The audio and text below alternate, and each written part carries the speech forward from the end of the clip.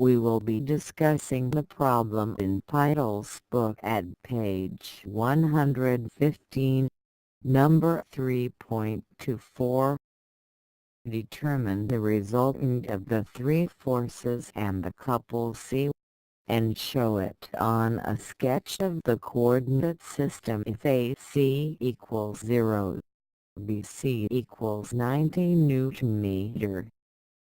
First, let us identify the given and the required.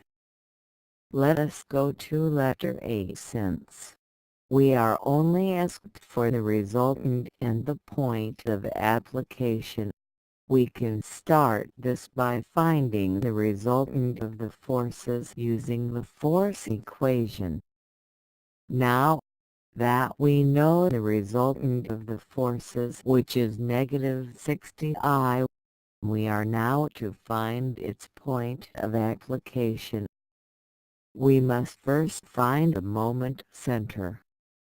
I am going to use point O as a moment center.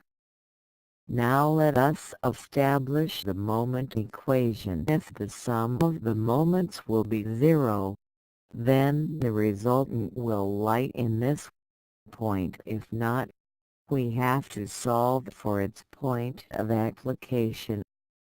Since the sum of all moment is 0, then the point of application is point O.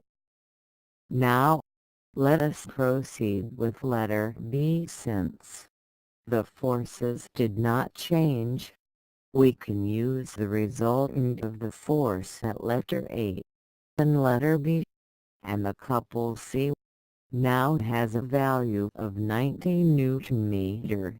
So we cannot use point O as the point of application of the resultant, for the summation of the moments will not be equal to 0.